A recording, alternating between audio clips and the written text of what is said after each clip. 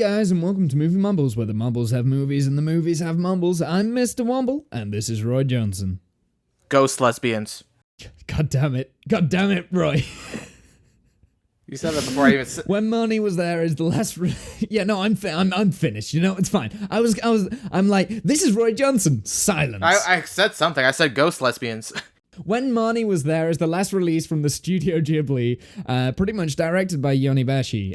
It follows Anna, who is depressed, alone, she's feeling isolated, and then ends up staying with some family friends, I think. Yeah, they're their uncle and aunt. Countryside for the summer. Yeah, uncle and aunt. She discovers an old mansion, and then becomes entranced. She starts drawing pictures, she does sketches, and then she starts having dreams about it. And in these dreams, she sees a girl in the window, and that's Marnie. Yep. And from now on out, there will be spoilers ahead. Exactly. So go watch the film, because if you love animation, go watch this film, because this is just perfect. You can say that about pretty much every Miyazaki or Studio Ghibli film. Yeah, the animation's always impeccable. But it's interesting. Yeah. I don't think we've hit on that enough for Studio Ghibli, because it's kind of like the standard. It's a given. It's just a given. Ghibli, like when we've been doing these. But the act, like straight off the bat, animation is perfect. Exactly. It's just amazing. It's so crisp. Everything is hand drawn. And the specifics. It's just specifics it's just exactly how animation needs to be. And like go watch this. Go buy this. Go buy this. Go watch it. Fund these people, make them make films again, and they are going to be making there will films be again, but maybe we'll talk about that That's later. interesting, because technically we're closing off the theme of Studio Ghibli with the last, technically as of right now, it's the last Studio Ghibli movie, but luckily it turns out they are going to make at least one more from what we know of, so it's not like... Is it Miyazaki who's it's going to be another more? Miyazaki joint, so it's going to be interesting. We don't know anything about it, but yeah. So that's going to be interesting. Well, let's go to Yonbayashi, because he's done 2 Studio Ghibli films. This is his second.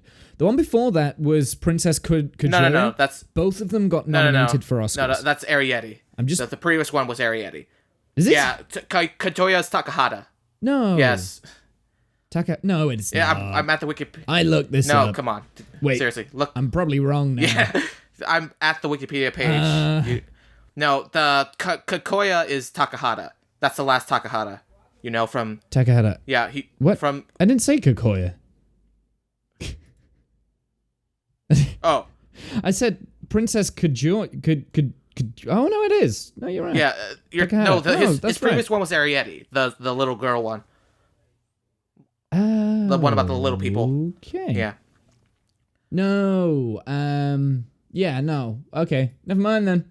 Ignore everything I just said. You're right about the fact both of them were nominated for Oscars. Yes. Yeah, Oscars. Yeah, that's obviously where I got confused with. Yeah. But either way, it's good. It's good. Yeah. It's good. So, we were talking a bit about the animation, and I just want to, because this will be the last Studio Ghibli movie. I just want to talk a bit about the details. It's not really specific to this film in particular, but it's just the details of animation. What I always appreciate, there's 2 things I really appreciate about Studio Ghibli's animation. The first one is the movements of the characters, because it's not something you noticed necessarily, but like whenever a human moves, it's always realistic. Like an example from this film is, I'm trying to think of a specific, but like just the way that Anna takes off her shoes right before she walks through the river. And just like the fact that she specifically, you know, it's the way it's shown. It's not just, she takes off her shoes and like her shoes are off. She takes off her shoes like one by one, then takes off her socks one by one. They show all the minute details, and that's, you know, they didn't have to. They didn't really have to, but it captures a realistic kind of slice of life tone that these movies do really well. And that's another thing. It's like these movies are quiet, personal. Most of there's a lot of just like soaking in the atmosphere, you know, shots of birds just being birds, and just like nature, and just quiet moments to just like bask in the beautiful environment, essentially. And they're always beautiful. Definitely. They're always beautiful. Like these movies, like, and let's move on to Marnie a little bit. and focus on this one. But I agree. Like all these movies, like they have this charm to them that you don't really get that much with other animation. Yeah, even films, other animated films like that I can think of. Yeah. So but going on from that point, like it doesn't just give you the nature, but it takes like real life issues and puts them into the view for anyone that can easily digest them and understand them. So in the last one, it was about the war, that sort of thing, and starvation and famine and that sort of stuff, and the firebombing. This time it's more about like the depression. Well, and there's a movie in this. You know how Up at the beginning of that, there's like a movie right at the beginning, and that's like a whole story that's happening right at the beginning because it's someone's whole life, right? And that could just be a movie itself. Right. Well, I feel like When Marnie Was There kind of does the same thing. So in like the first 5 minutes, it literally explains like and hits on every single point of like how depression works, how feeling alone is, like every single thing you can relate to. Anyone can relate to this, and it's easy to understand and it's digestible just from the narration. Yeah, and as far as I'm concerned, that could be a movie in itself. And it kind Those first 5 minutes, that's like a short film kind of thing, you know? Right. You don't need anything else. You're describing something, you know? No, I get you. That goes on to the main character, Anna, who I do think is probably one of the most relatable, like, Studio Ghibli, like, protagonists we've ever really gotten, you know? She doesn't feel generic, if I can say. Like, she doesn't feel like she's a minor character, because if you look at the basic setup of the story, minus all her character, it could very easily have just been, she could have been a passive protagonist, because she does experience stuff. She doesn't go all active in it, but we do get her, like, mindset. She's very much, like, anxious. She's socially awkward. She has a lot of social anxiety. She has asthma, and, like, in the beginning, she straight up says that she hates herself, you know, that, and she says that a couple of times in the film, so you get in the mindset of her from the beginning. Yeah. And it's something that's very relatable, but it's also it's an interesting character study that we get throughout the film. Yeah. For that first, like, because I kind of write a lot of notes in the first probably like probably between half an hour and 45 minutes of the movie, right? That's usually when I'm writing the majority of my notes, and I'm making that. For those first 5 minutes, I was entranced into that story, and I was invested in her character incredibly quickly. Like, in fact, not even in the first 5 minutes, literally in the opening scene, where she's sat there and she's talking about there's an inner circle and an outer circle, I'm on the outside, that sort of thing. And it's just like, oh crap, like, I like this character. This character is completely self-aware. She understands herself, and she's confused, and she's growing up, and you get the fact that she's growing up and that she's a teenager as well. And there's some, but it's not shoved in your face. And there's also a lot of interesting things. Like, I could instantly relate to this character because, I've also, I'm not exactly the most, social person, especially around her age, especially. So I think a lot of people could definitely relate to what she struggles with. Another interesting aspect, I think, is the fact she's adopted, and they do deal some interesting things, because an interesting... Or fostered. Yeah, she's... I think an interesting conflict comes when it's revealed that her parents technically have a subsidy from her adoption, so technically they're getting paid to adopt her, and, like, she has this whole kind of... Yeah. It's interesting, because it's... You see, I didn't find that weird at all. I don't know how you felt it, but I didn't find that weird. I think it's interesting. And here's the thing. It's a huge thing in the UK. Foster parents, they get paid. It's a paid job. It's a paid profession. You have to go to university to be a foster parent. Not to be an adopted mother, but to be a foster parent. Right. It's a paid job, right? Now, the children that you're looking after, it's temporary. It's a temporary measure. Usually in the UK, kids go from... home to home to home, like foster parent to foster parent, trying to find the right one.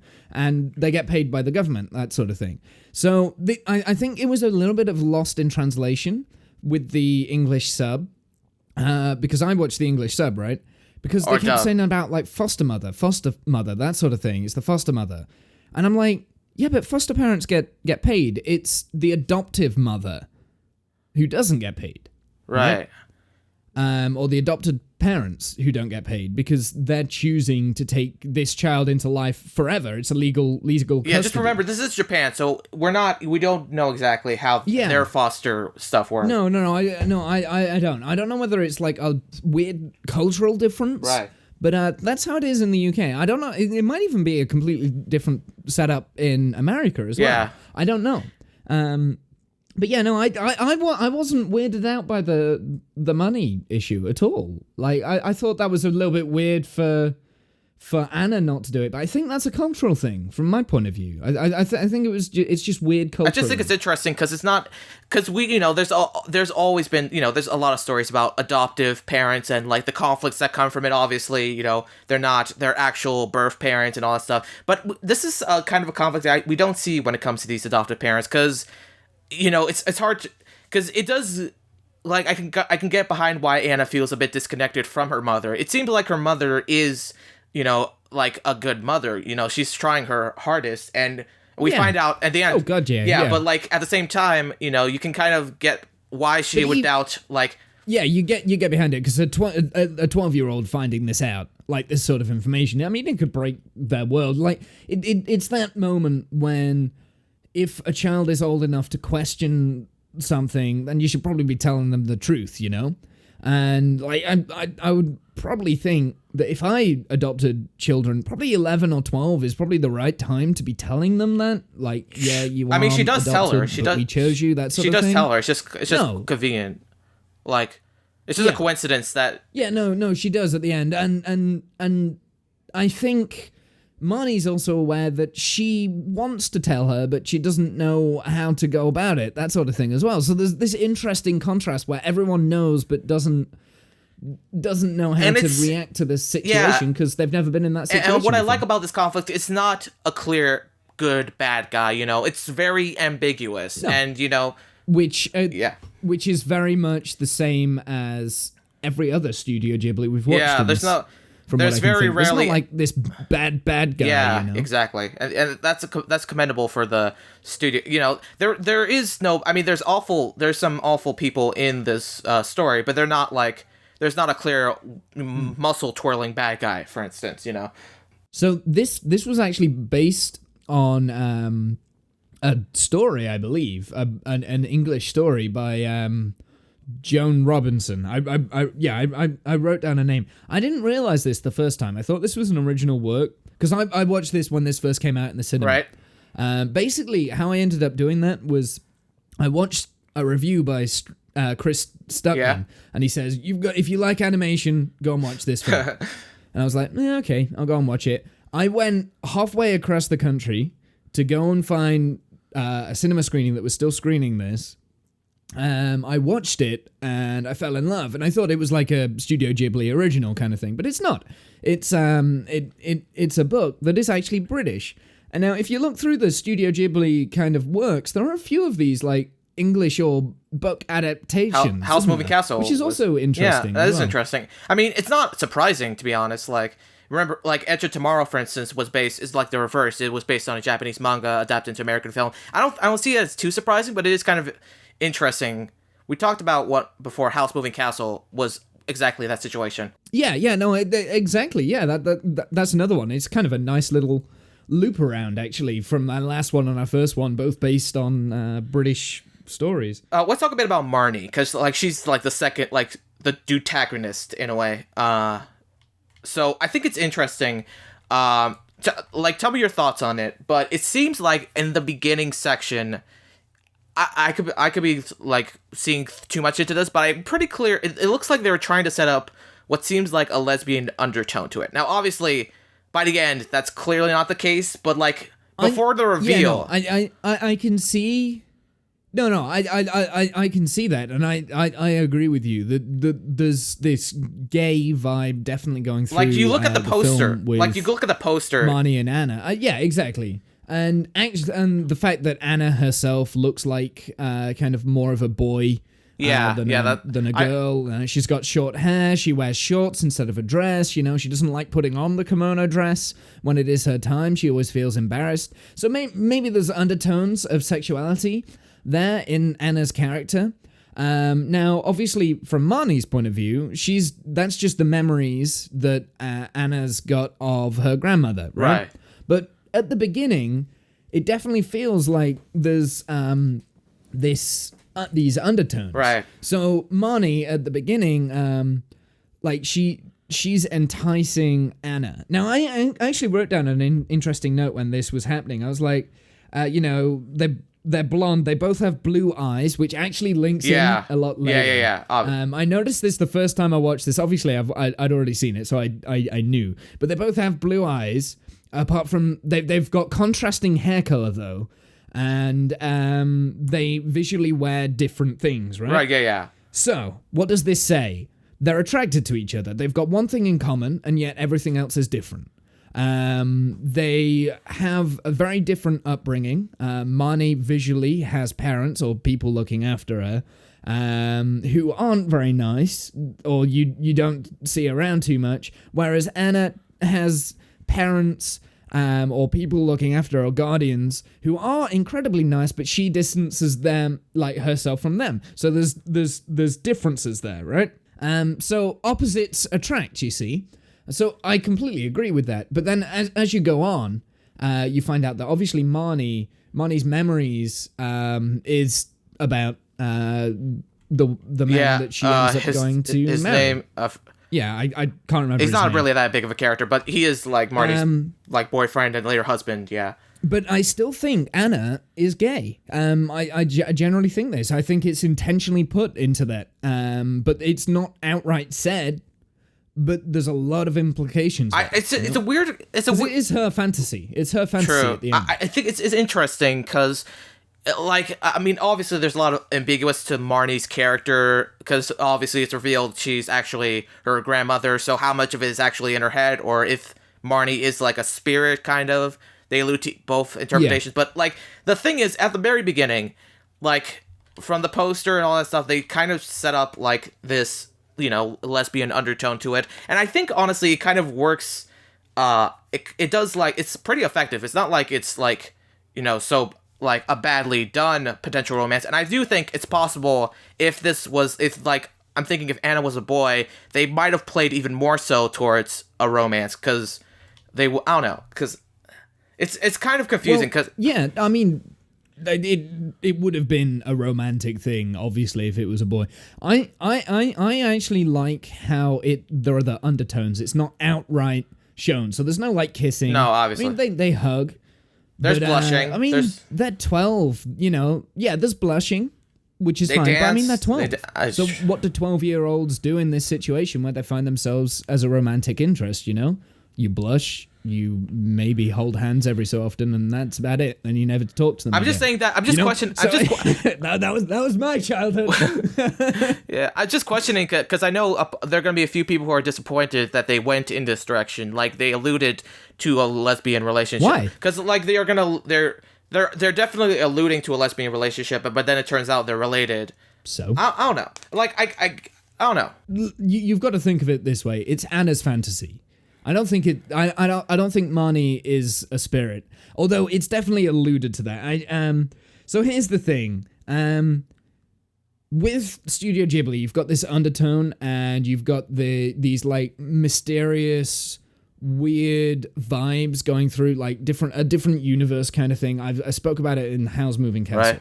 How like a lot of Studio Ghibli's films are in this like, completely different reality. There's magic happening. And the magic that is happening is the perception that Marnie is like this spirit, this ghost that is enticing Anna in. And at first, you kind of get a little bit anxious about that.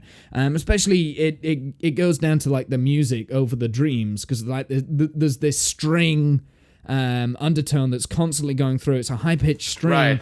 And it gets louder the second dream that she has, and it's kind of menacing.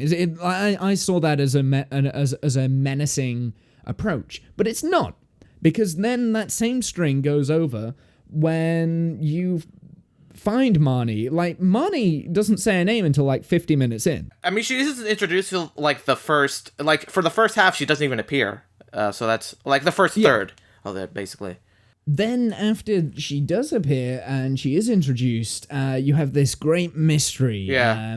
Anna's just completely enticed by Marnie, and Marnie appears to be enticed back, but she isn't, because Anna is remembering the story that Marnie told Anna when she was a baby. This was about, so all these things that happened was about the love interest, which was the boy that then she went off on to go and marry. Right. That was what happened, and that was the effect. So it's sad. It is sad, but it's also kind of weirdly happy in a way. In fact, you know what? That ending is probably one of the saddest real endings you could probably have, because when she realizes, oh shit, no, this is all memories and stuff, it's like, wow.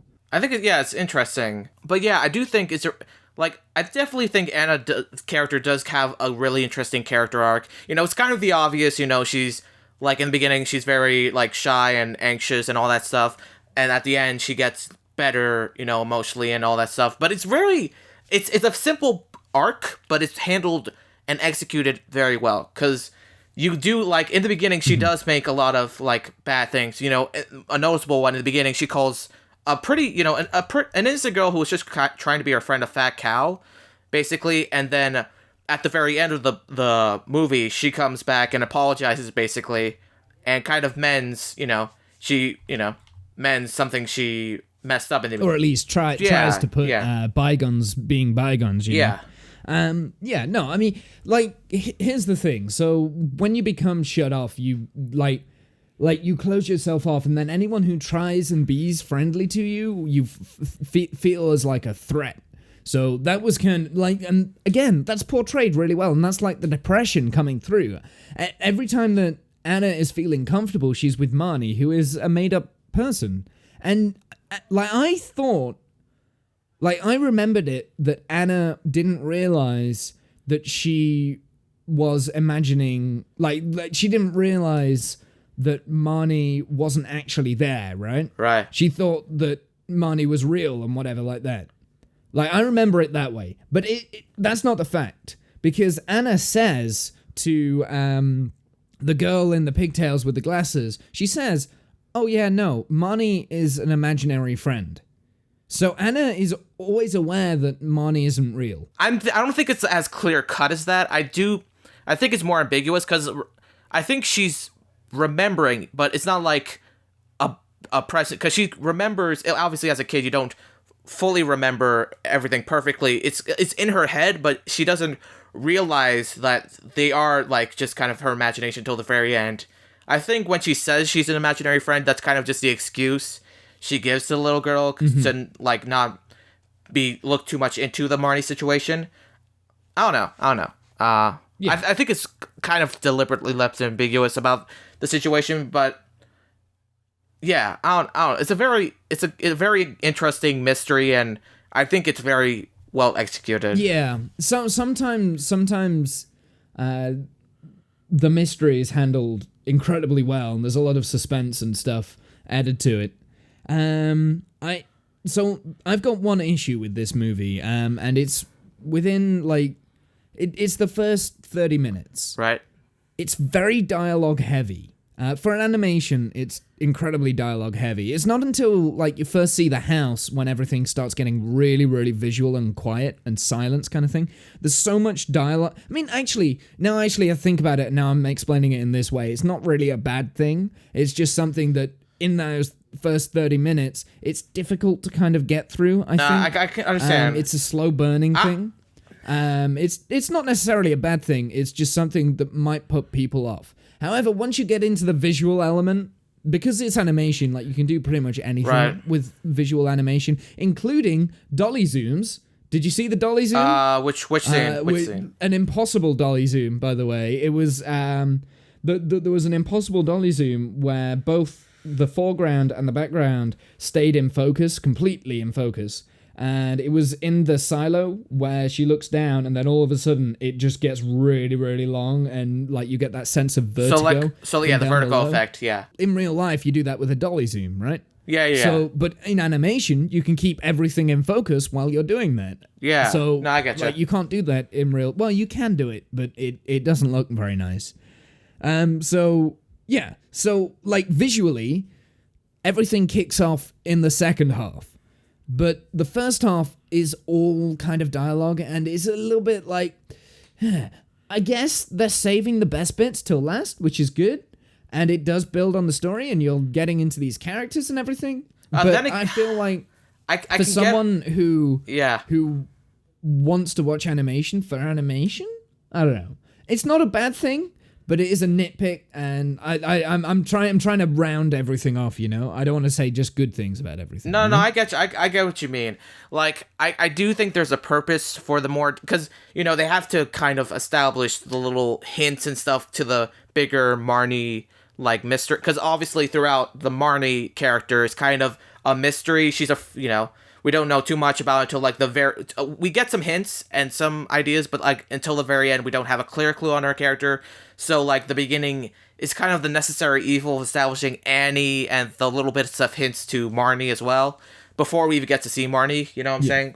I do think for someone who's not familiar with Studio Ghibli work and wants to watch it, they might be a little bit put off, but I do think it's one of those stick it to the end kind of things, which, I mean, the animation is... Well, it's definitely a slow burner. Like I said, within those first 5 minutes, you're kind of enticed into those characters, but then after that, it goes into dialogue-heavy mode. But, I mean, like I said, that's not a bad thing. It does its purpose. It does do its purpose. Okay, just confirm. You saw the English dub, right?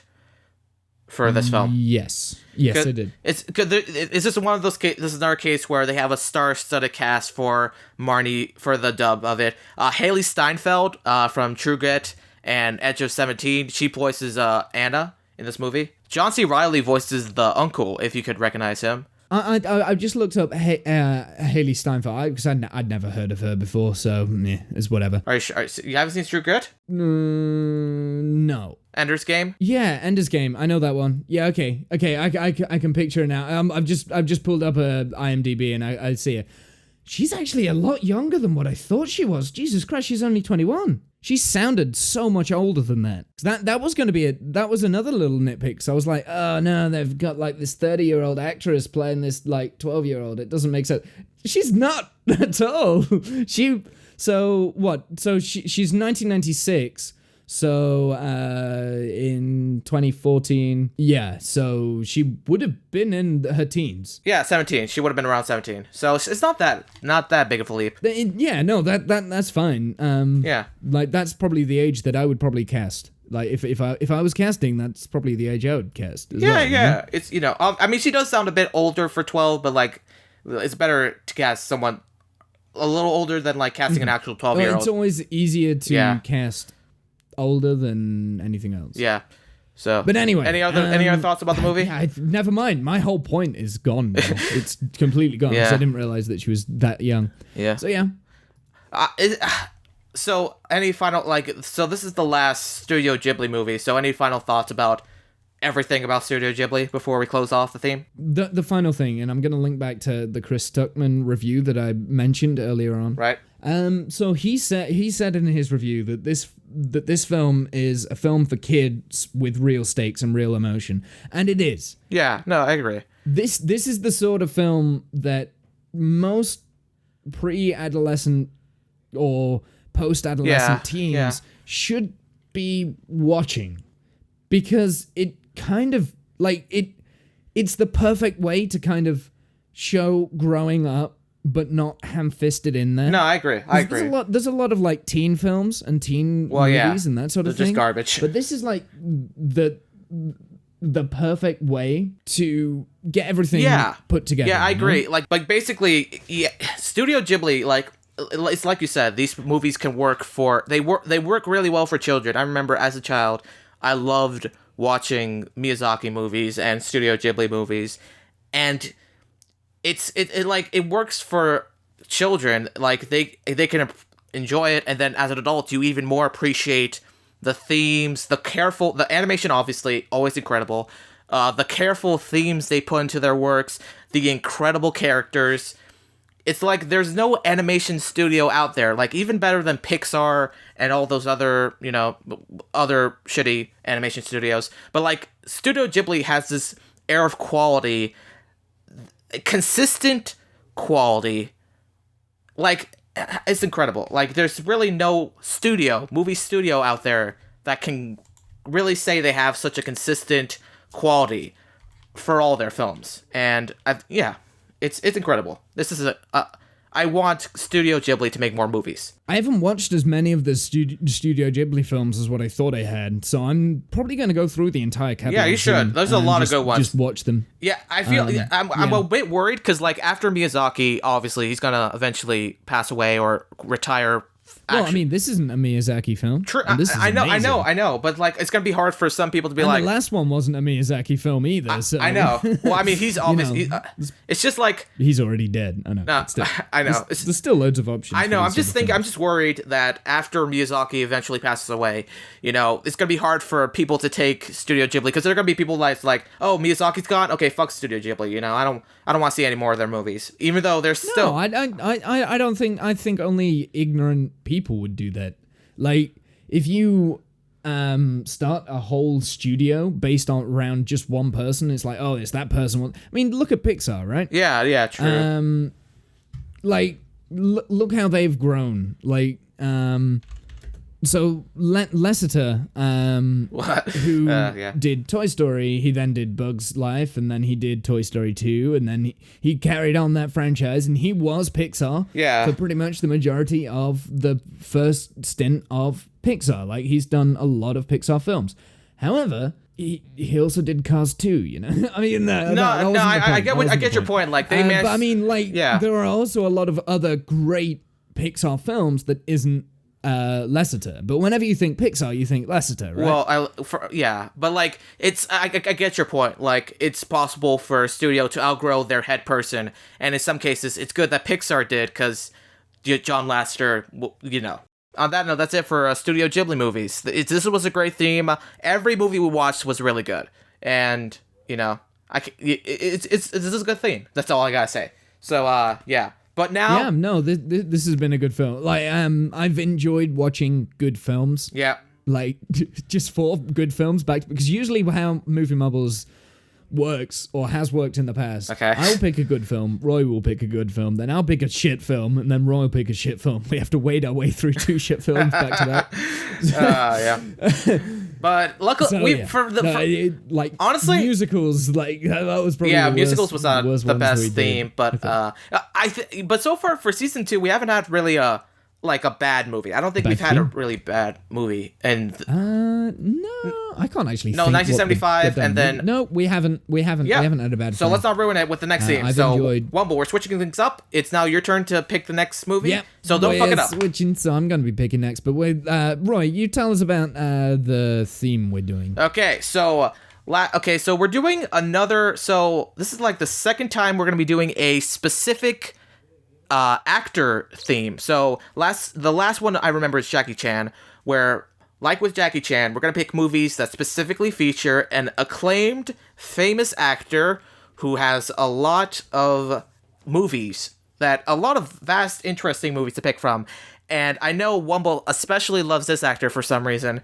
And we're talking about everyone... I don't love him. I love his movies. This was your idea. A lot of the movies. There are some stinkers. Obviously. Don't get me wrong. It's the same with, like, Jackie Chan, Yeah, true. There are some stinkers from that, and I love Jackie Chan. Yeah, but still, like, you were the one who was vouching for this one. So it's everyone's favorite Scientologist / action hero / running guy, Tom Cruise. Not the other 500 Scientologists in that we could probably base crap around. I mean, I actually no. I admire Tom Cruise mainly for the same reasons that I like Jackie Chan. He does all his stunts. Yeah, true. I mean, it's crazy. Like, this guy's like, how old is he right now? He's still doing his Mission Impossible. 55? Yeah, he's still doing his own stunts for the Mission Impossible movies, which is impressive. I think this is his last one that's coming out now. But anyway, my pick, because we're way over time, my pick is gonna be,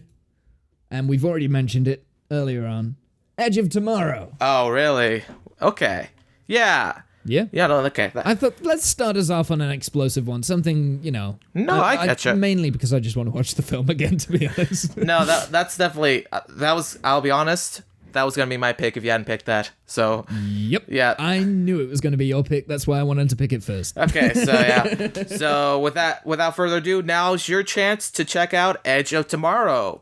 And we'll be talking about it in our special Tom Cruise theme. This is going to be interesting. Like, I'm not sure how this will go, but it'll definitely be interesting. Till next time, nerds. Whatever. Bye.